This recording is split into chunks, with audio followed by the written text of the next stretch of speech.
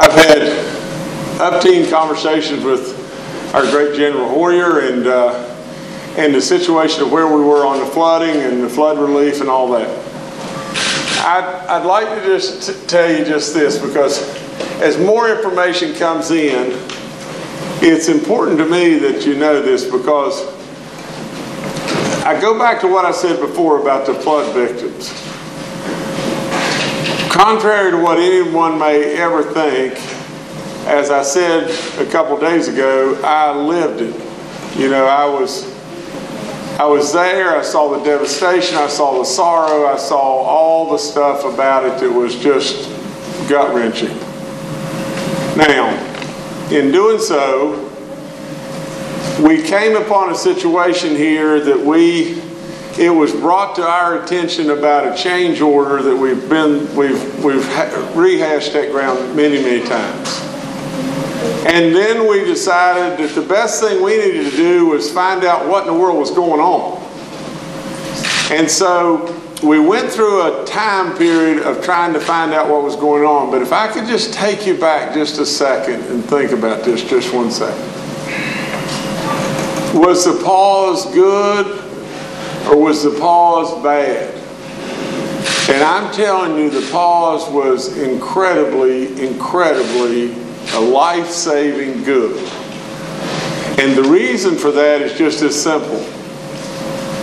You see, no one, if I would have known that the guy in Clendenin was going to the bathroom in a porta potty every day and there wasn't anybody really there to help him. But it wasn't a matter of just, you know, if I would have been sitting on the top of the dome 24/7, I wouldn't have known about the guy in Clendenin. Because to be just as honest as I know how to be, from the standpoint of even the guard, from the standpoint of all the king's horses and king's men in my office, from the standpoint of other legislatures, there was no antennas up anywhere. Nobody was screaming from the mountaintops that there was a problem anywhere. And so all of a sudden, which fell in our lap, the change order. And then remember, even if everyone would have been doing everything they could have possibly done, we didn't have any money from HUD until February the 23rd, I think. So nothing could have been done before February 23rd. But I keep going back to the same thing. Nobody knew. Nobody anywhere, legislatures, guard, governor's office, nobody really knew that we had a real problem. Now, and so then from that, we react. And like I said, anything that comes across my desk and comes to my attention, I'm going to fix. I'm going to fix it. I would like to say one other thing. There was two branches to this whole thing. One was a FEMA, and we really should be sure that we report exactly this. One was a FEMA, private donations and so on program that was nationally recognized as beyond great. Beyond great. And there was 1,500, I think, and 60 homes or people that were flood victims that were taken care of. And everybody applauded that effort like nobody's business. And then the other branch was the HUD branch that nobody could have done anything with until February the 23rd. And from that, now what's happened is, because we paused, because of the change order, because of those things, now we have a movement on to move with the same type of national recognition that we got on the FEMA effort, on this effort. Now, General, please come and give us a little update, and then we're going to switch channels with everybody. Yes, sir. So 4 key points, and then the governor's asked for us to do an additional press event tomorrow at 9:30, and Butch will be working with you on that. Key things that are going on today. Database and case management system is in progress today of being consolidated into one case management system overseen by the VOAD and responsible to me, who is responsible to the governor. We believe we've identified a couple of key issues in the environmental process that we're working on today, and Jimmy Jeanette has the lead for us in helping to run those to ground. We've got one of them fixed already, and I believe no later in the end of the week we should have the other one fixed. We have a contract for demolition under the FEMA system. We still had 19 homes that needed to be taken down under the old process that will open, I believe, on the 14th, and we have a demo contract that we will be sending to purchasing for the HUD demo piece that will go out in the next few days. I have discussed with the governor and identified what we believe are some staff process shortcomings that we are in the process of working to streamline and fix, so that in my responsibility to the governor, I have a way to make sure that we can manage that effectively. And again, I would restate that every time I talk to the governor, I get the same message up front, and that is make sure we are taking care of the flood victims that still need support. So trust me, I understand directly his charter for us to do this, and he is pressing all of us hard to make sure that gets done, and we'll give you more details tomorrow morning on some other things that are moving in the process. Is that okay, sir? Yes, sir. Thank you. Okay. Now let us switch channels with you. And let's just talk about West Virginia. And let's talk about what's happening and where we're going and the things that are happening every day. You know,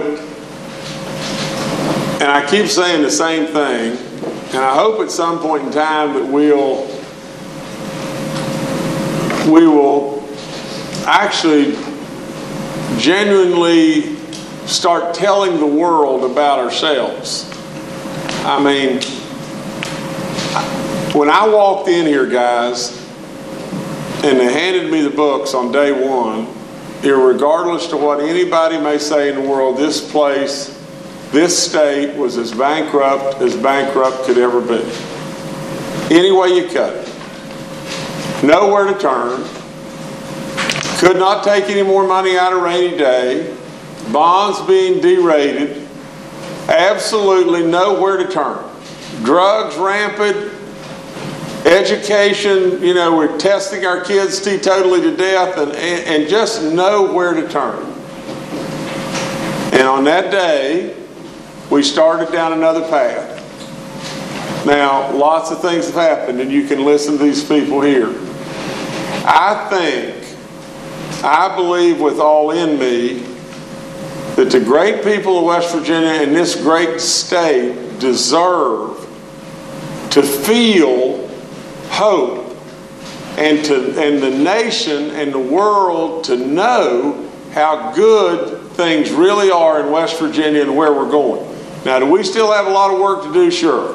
Sure, we've got a lot of work to do. And we're going to stay at doing that good work until every last single West Virginian is some way, somehow, that we try to help. So there's a lot of work to do, but I am telling you, believe me, there's a lot of work done, and there's a lot of accomplishment accomplished. Now, what I become the most upset about from the standpoint of accomplishment is just this. If we continue to try to convince ourselves that we should know our place. Our place, in my opinion, should be at the top of the ladder. Our place shouldn't be one slot ahead of Mississippi. Our place ought to be the top of the ladder. And what a story to tell. Taking the worst numbers in the history of all time. The worst numbers that you could ever imagine. $497 million deficit. The current year that we were in, when I rolled in here, we're going to be $203 million upside down that year, or 219, I can't remember exactly which the number was, and 772 forecasted in the hole as we go forward. We turned those numbers almost that quick into hope, and every single month they get better. The last thing I'd add, and then I'll turn it over to these guys, the last thing I'll add is just this. April came in at $22 million to the good. We felt like May really wouldn't come in that good, and we felt like May wouldn't be, would be a little bit of a problem area. Well, May just came in at $20.2 million to the good. Above forecast. My thing is, at what point in time are we going to believe? At what point in time are we going to say, dang, things are really good. Things are really getting better. We are West Virginia, and we are on our way. And we're going to be able to help our people that are struggling. And there's going to be hope. And the drugs are going to go the other way. And there's going to be goodness all over the place within West Virginia. We are rebuilding our roads. We have made incredible strides forward in education. There's so much that we could talk about here. We could talk till we're blue-green. In the last legislative session, I put $58 million in the budget. And everybody said, oh, it's hocus pocus money. It's hocus pocus. Well, just to tell it like it is, we may very well turn the hocus pocus into money before we ever even get to the year we're talking about. So what I'm saying to you is just this. I don't pat myself on the back. I am telling you that I walked in here as a businessman, not as your run-of-the-mill politician. I walked in here as dead 50th and 50th and 50th. I walked in here believing in the people of West Virginia and knowing in my heart how good we really are. I can tell you, as you write, as you talk as people in our communities, as you believe in ourselves, it has a profound influence on us. We do not need to try to push ourselves down. We need to promote ourselves. This state is rolling. Any way you cut it, we're rolling in the right way. Now sure, we're going to stub our toes and have problems like we just went through on the flood relief stuff, but we've corrected that, and it's moving in a real profound way as well. Now, I can't tell you any more than just this. Any of us, whether it be the media, whether it be these people here, whether it be the people that are walking the streets out here, any of us, we need to be proud of our pond. We need to say for once in West Virginia, we're really on the move. And we are. We're on the move in lots of ways. Tomorrow, I hope that not only will the general report to you, but I will report to you on a coal idea that is really starting to catch and get traction. So nevertheless, today is a good day, another good day, and we need to be happy. But I think Secretary Hardy, I think you can speak next, if you would, please. Yes, sir.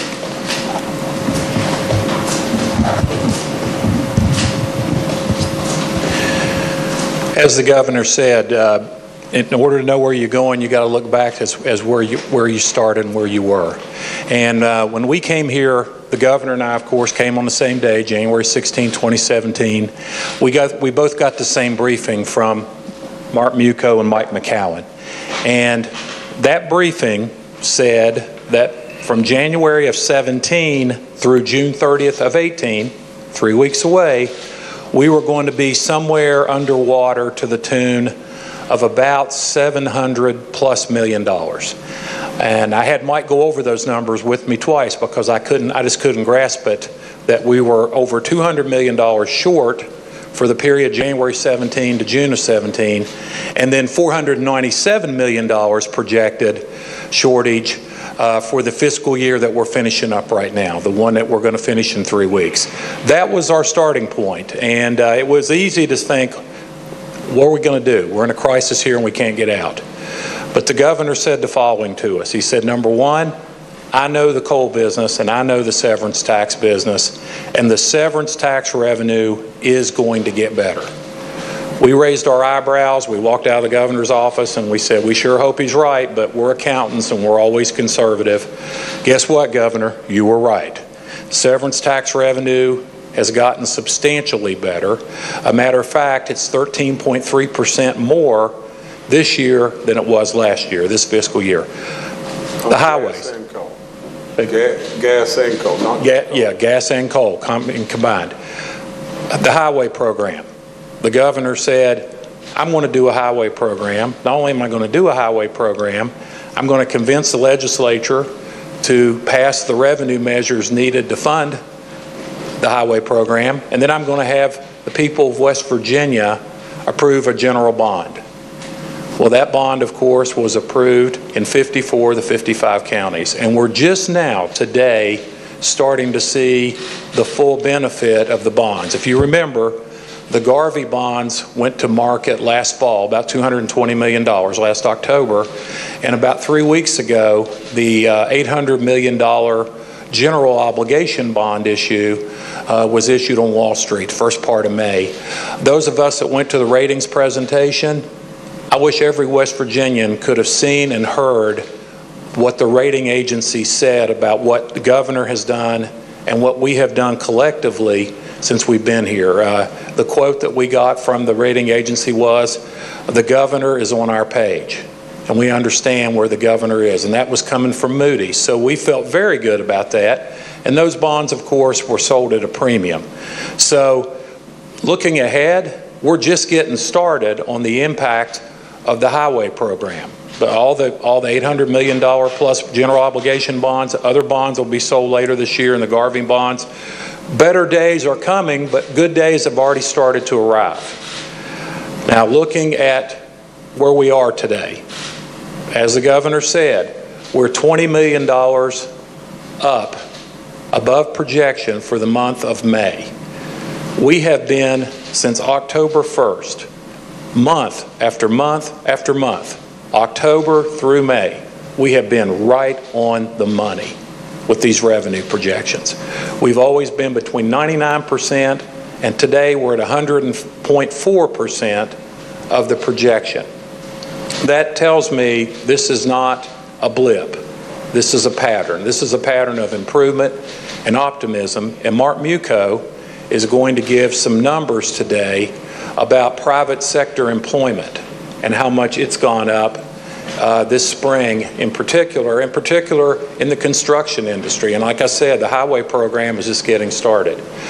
Looking ahead to the next 3 weeks, on June 30th, of course, we'll be wrapping up the fiscal year, and as conservative as we are, because we're all accountants up here, and I think sometimes we aggravate the governor a little bit, we are conservatively going to end the fiscal year $30 million plus above our projection, possibly even up to $50 million. So as the governor said, it's very possible that we might end this fiscal year with the $58 million surplus that was of so much discussion during the legislative session this spring. So where is this coming from?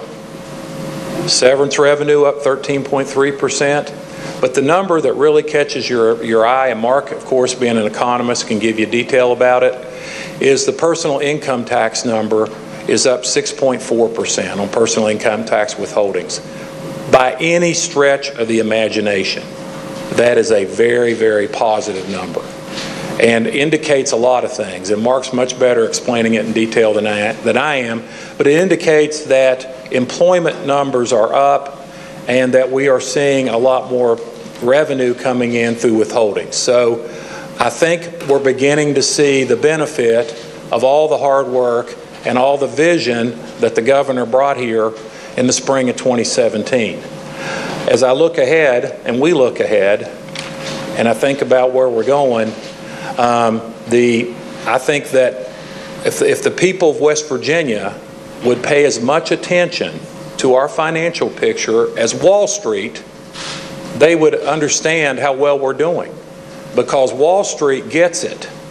They have said that we are moving from a negative outlook to a stable outlook on our bonds, and they watch everything we do every day.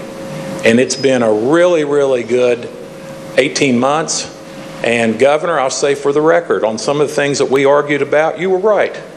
We had a few disagreements from time to time about numbers and projections, and of course we're conservatives, and we always try to keep the numbers conservative because that's what we want to do. But looking ahead, I think that next fiscal year, the one that starts on July 1st, is going to be even better than the one we have today, because the road bonds are really starting to pump money into the economy, among many other things. So these are great numbers, and with your permission, Governor, I'm going to have Mark Muco explain the employment data. I think that's good. I'd just like to say just this. These guys are superstars. We argue a little bit and everything from time to time, and they are accountants, but they are superstars. I mean, they do terrific work, and even though we're hitting that 99.9 and 100.2 and everything else, which is phenomenal and everything, we're hitting those with numbers that we've placed into the budget that were the governor's estimates or the governor's revenues, and so that's really good, really good. Go ahead, Mark. I'm sorry. The really impressive part of the state's economy is the employment numbers in recent months, which are running above our original projections. Our original projections were between 0.5% and about 0.8% growth. And in recent months, we've been consistently above 1% on employment growth. In fact, go back to October employment report was 0.6% increase on private sector employment, and then in November 0.8%, December 1%. We moved to February 1.4%, 1.2 in March, 1.2 in April. So very consistently above 1%. And as a result of that, the personal income taxes have really been the star performer in the revenue area. We're running about $60 million ahead year to date, ahead of estimate. And part of that is the withholding tax of wage and salary income. So not only is employment up, but so are wages up in West Virginia. We have nice wage growth. And our withholding tax year to date is running about $30 million higher than original projections. So that's a big part of that revenue enhancement, and that should carry over to next year. The big thing that occurred was the governor's road program that the legislature bought into, kicked off July 1st of 2017 with the enhancement in the road fund. And those road funds, and we got over $100 million of enhancement in the current fiscal year, and the Department of Highways has been using that extra money to repair roads in the current year. Plus, they also got additional Garvey bond authority, and Garvey bonds were issued back in October of 17 to help, again, enhance the amount of funds for roads. And finally, the recent sale of bonds, $800 million worth of bonds were sold with net proceeds of $915 million for state roads. So that'll be a good boon as we get into next year. So that's sort of like lighter fluid on the numbers. It's not just roads, though. Mining employment's up because we had a nice rise in exports overseas. Coal production exceeds the Energy Information Administration's forecast. It's up to 93 million ton level at the present time on an annualized basis. That's a great improvement. Over a year and a half ago, we were about 80 million tons of coal production. So that's a big plus. And the natural gas industry with the pipeline expansions have also added to the employment numbers. On the employment numbers, labor force participation numbers in April, always like to see more people participate in the labor force, and labor force numbers went up 9,400 jobs compared to April last year of people that want to participate in the labor force. And in terms of private sector employment, again, and these are all from Workforce West Virginia, they're the official tracker of employment data, 7,100 new jobs in the private sector, of which 3,500 happen to be in construction. But it's a bit more broad than just construction. We also have a 1,000 increase in professional services employment, about 500 increase in leisure and hospitality, a small increase in manufacturing, and a nice increase in the mining employment as well. So it's more than just construction. Those are the type of numbers that will produce the tax collection growth that we've seen here in recent months that's propelled us to meet or exceed estimate for this year. Mike, you want to say anything? Briefly, Governor, I was the finance chairman last year when you had that big deficit. And I remember it well when you projected $127 million of additional revenue. Actually, I was in the office. And I will admit at the time, I was glad you did it, but I wasn't sure it was going to happen. And here we are, not only at the 127, but 129. I was trying to remember if it was 127, 29. Memory's better than mine on that. You say you know numbers, but I can say, so here we are a year later, and actually having lived through that as finance chairman, I can say that when you do those budgets, you're having to wait a long time to see what really happened. Well, now we see what's really happened. It's 129 plus 30 or possibly 50. So I congratulate you on knowing numbers. And that helped us get through that time. So I just wanted to make that historic comment that you were absolutely right. And the $58 million that we've talked about, we look forward to it coming forward. Yeah. Okay. I'm Mike McCown with the State Budget Office, and the Governor's right. When we sat down with him about 18 months ago, we did lay in his lap $497 million budget gap, plus a current year budget gap of over $200 million, which in the out years actually projected out to be way over $700 million. I was just sitting here looking at if I had to project those today and I had to sit down with him and do projections for next year, we're right. That $497 million gap is about zero today, Governor. You would not have to come into the year cutting programs or anything like that. And if we do reach these surpluses, and now they're talking about general revenue now, and it could be 30 million, 40 million at the end of the year. But I just got some lottery numbers too that I'm not even sure that I just brought those. I haven't even shared these with the Governor yet, but lottery's up over estimate of almost 8%. So if those numbers hold, not only are you going to have general revenue surplus available next year, you're also going to have at least $30 million of lottery money that could be appropriated too. So good news just keeps coming, Governor. It's good. It's good. And you got to think too that the reason the lottery's up, it has to be from the standpoint that people have some discretionary money. I mean, people, it's just an indicator, another indicator of where we're going. And we need to absolutely, like I said over and over and over, we just need to be really proud of ourselves. I don't need any of you patting me on the back, but we need to be proud of what we've done and where we're going as West Virginians. And instead of us thinking we should know our place and our place ought to be at the bottom, and we can't ever be in Texas, or we can't ever be in Ohio, or we can't ever be, yes, we can too. Yes, we can. We're just that good. And we are blessed with 4 of the greatest seasons. We're blessed with proximity to where we are to the population, unbelievable natural resources, and unbelievable people. For crying out loud, we should have been this a long, long, long time ago. Nothing in the world can make me happier than this right here. So we'll take your questions. Anybody's got a question, we'll try to answer it as best we can. Harold, Yes, sir. this is unrelated, but it's related. About a week and a half ago, I got an email study comparing states on how easy it is to get a job. Right. And they ranked West Virginia as dead last in the ability to get a job.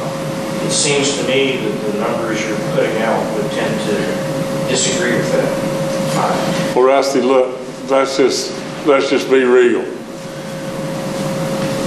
I know for a fact that employer after employer after employer, great paying jobs in West Virginia, we're begging for people to come.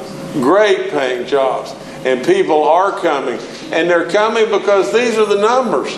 I mean, guys, every day we go open up the box, there's more money coming in. You know, I tease about it by saying, you know, if we don't watch out, we're just going to start filling rooms up with money and everything because our state is moving in the right direction. And if that be the case, some rating agency would come out and say West Virginia ranks last in the place that is the most difficult to find a job. You know, that's silly. That's just silly. Governor, at the revenue report this time last month, you indicated that any companies you had that had back taxes would have those resolved in a matter of days. Where do we stand at this point on that resolution? Phil, where we are is I think we're still waiting on one of the companies that I don't control or that my family doesn't control to sign off on. All the monies are escrowed and placed, and from my standpoint, all my taxes in every way, shape, form, or fashion are paid. You know, but we do have a sign off, and I don't think that's been brought into revenue yet. I don't know if Dave knows or whatever, but I don't know that that's been brought in, but it'll surely be brought in June, and that'll help us a little bit even more. So all the monies have been in escrow a long time. Probably now going on, I don't know, 15 or 18 months, a long time. So it's just a matter of, there's always complexities. You know, that's the thing, guys, that you probably won't hardly fairly give into, but most of the time you've had in the governor's office, you've had a career politician. You know, now you've got a business guy.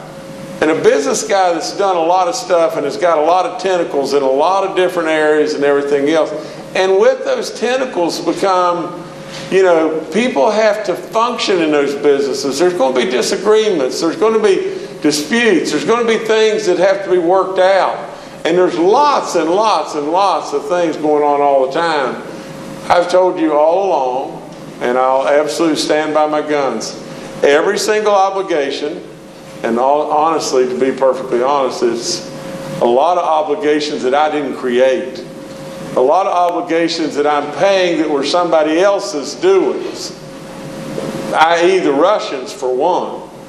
You know, but obligations that I have in any way, shape, form, or fashion will always be taken care of. Maybe hard for a while, but they will always be taken care of. And by hard, let me give you a perfect example. The Greenbrier Hotel got washed completely away in the flood. It was the most terrible thing that could possibly happen in every way to the Greenbrier, but way more terrible than what happened to the families. We all know that. Well, just think, what if you'd gone out and bought the greatest insurance in the land that you could possibly buy? And you did. You had $600 million worth of coverage. $600 million worth of coverage on the Greenbrier. And the flood washes everything away. And your insurance company won't pay you. And it's a game that we all have faced at one time or another with an insurance company. There's problems. There's problems. You deal with them. You've never had a governor that is an entrepreneur. You've had politicians. And not slighting our other governors in any way, but my grandfather as a child was 50th. We have been 50th forever until now. until now. And now we're on the move. So absolutely every one of my obligations will be satisfied, and if they're not, and the money's just sitting there waiting on an outside company right now for what I know.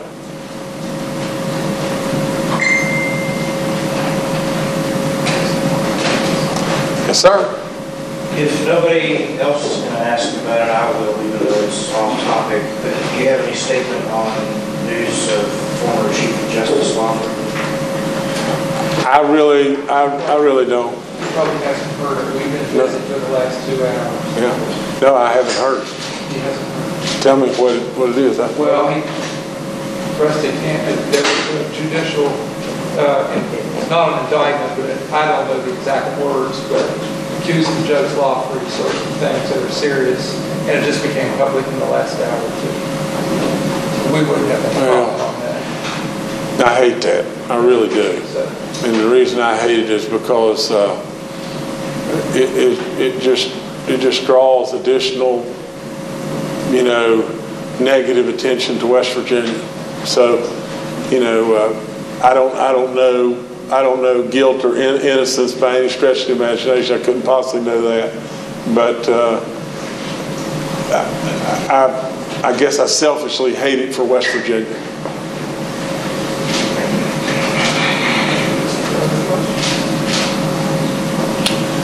Okay, I always try to answer all your questions. I thank you for coming. We'll see you, I guess, in the morning. Thank you.